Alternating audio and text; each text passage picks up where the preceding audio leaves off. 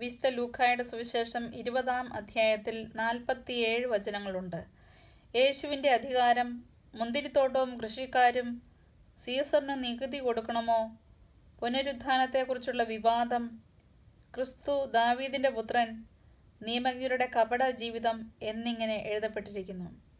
ഈ അധ്യായത്തിലുടനീളം യേശുവിനെ അവൻ്റെ വാക്കുകളിൽ എങ്ങനെയെങ്കിലും കൊടുക്കുന്നതിന് വേണ്ടി പ്രധാന പുരോഹിതരും നിയമജ്ഞരും ഫരിസേയരും സദുക്കായരും നടത്തുന്ന പോരാട്ടമാണ് കാണുവാൻ കഴിയുന്നത്.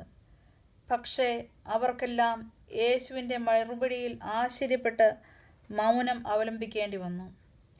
മുന്തിരിത്തോട്ടവും കൃഷിക്കാരുടെയും ഉപമയിൽ മുന്തിരിത്തോട്ടം ഇസ്രായേലിനെയും കൃഷിക്കാർ ഇസ്രായേലിൻ്റെ ഭരണാധികാരികളെയും ഭൃത്യന്മാർ പ്രവാചകന്മാരെയും തോട്ടത്തിൻ്റെ ഉടമസ്ഥൻ ദൈവത്തെയും പുത്രൻ യേശുവിനെയും പ്രതിനിധാനം ചെയ്യുന്നു. 15-ാം വചനത്തിൽ ഇപ്രകാരം എഴുതിയിരിക്കുന്നു: അവർ അവനെ മുന്തിരിത്തോട്ടത്തിന് വെളിയിലേക്ക് എറിഞ്ഞു കൊന്നുകളഞ്ഞു. ആകയാൽ മുന്തിരിത്തോട്ടത്തിൻ്റെ ഉടമസ്ഥൻ അവരോട് എന്തു ചെയ്യും?